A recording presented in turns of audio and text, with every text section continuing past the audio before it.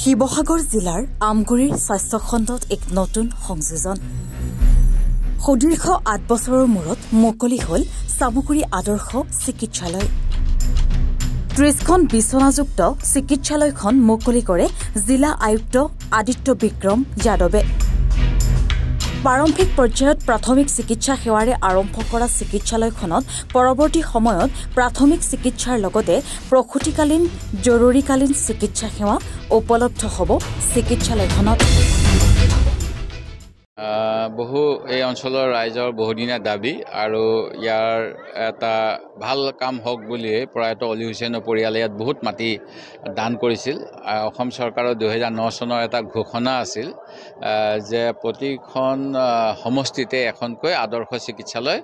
য'ত সকলো চিকিৎসা দিব পৰাকৈ 30খন বিছনাসহ কেইবাজনো ডাক্তৰৰ ইয়াতে উপস্থিতিত এখন হস্পিটেল চলাব পৰা যাব সেই ঘোষণাৰ পিছত 2018 চনত ইয়াত কিছু পোষ্টটো দিয়া হৈছিল কিন্তু বিভিন্ন কাৰণবশত আজি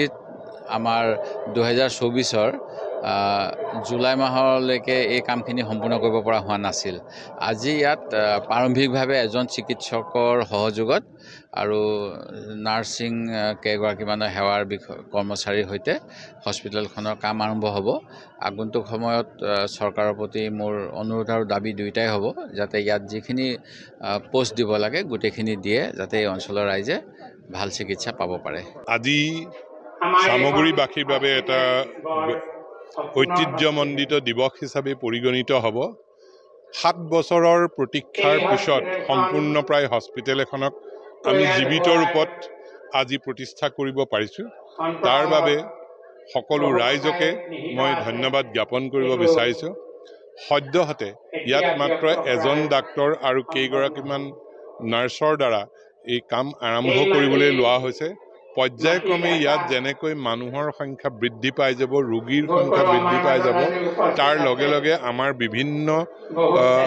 বিভিন্ন চিকিৎসাৰ পদ্ধতিবিলাক বাঢ়ি গৈ থাকিব সদ্যহতে আজিৰ তাৰিখত ইয়াত আউটডোৰৰ চিকিৎসা সেৱা উপলব্ধ হ'ব আৱশ্যক অনুযায়ী চেলাইন বা এদি দিনটোৰ বাবে ৰাখিব পৰাৰ ব্যৱস্থা কৰিব পৰা হ'ব ইয়াত বৰ্তমান ইমিউন শিশুবিলাকৰ প্ৰতিষেধক চিকিৎসাটো আৰম্ভ হ'ব আৰু লগতে আমগুৰিৰ পৰা ৱাকিল আহমেদৰ ৰিপৰ্ট এনি ভাৰত 24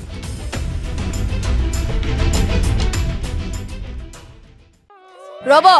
আপুনি যে এটা অপৰাধ কৰিবলৈ গৈ আছে আপুনি জানেনে এই নাবালিকা গৰাকীক এতিয়াই বিয়াত বহুৱাটো যে এটা অপৰাধ আপুনি জানেনে অপৰাধ কেনেকৈ মোৰ ছোৱালী মোৰ কথা তুমি যিয়েই নোকোৱা ভূঞা 18 বছৰৰ তলৰ যিকোনো কন্যা সন্তানৰ বিয়া দিলেই আইনগতভাৱে এক দণ্ডনীয় অপৰাধ বিয়া দিয়াজন যিমান দায়ী বিয়া পতাজনো সমানে দায়ী এতিয়া তাই পঢ়া শুনা কৰাৰ বয়স খেলা ধূলা কৰাৰ বয়স তাই খেলিবলৈ দিয়ক পঢ়িবলৈ দিয়ক আৰু চাব এদিন আপুনি তাইক লৈ গৌৰৱ অনুভৱ কৰিব পাৰিব এতিয়াই তাইক সংসাৰৰ বুজা দি তাইৰ ভৱিষ্যত জীৱনটো অন্ধকাৰ কৰাৰ অধিকাৰ তোমাৰ জানো আছে মোৰ ভুল হৈ গ'ল মাজনী মোক ক্ষমা কৰিবা শিক্ষা ল'ৰা ছোৱালী উভয়ৰে প্ৰাপ্য আৰু অধিকাৰ আপোনাৰ কন্যা সন্তানক তাইৰ এই প্ৰাপ্যৰ পৰা বঞ্চিত নকৰাব বাল্য বিবাহ ভাৰতীয় আইনৰ দ্বাৰা বিহিত এক দণ্ডনীয় অপৰাধ এনে অপৰাধ কৰি আপোনাৰ কন্যা সন্তানৰ ভৱিষ্যত অন্ধকাৰৰ মাজলৈ ঠেলি নিদিব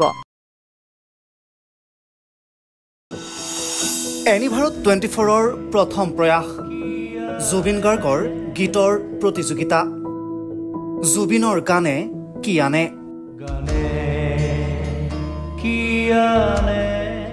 অডিশ্যনৰ বাবে যোগাযোগ কৰক 8638661821 আৰু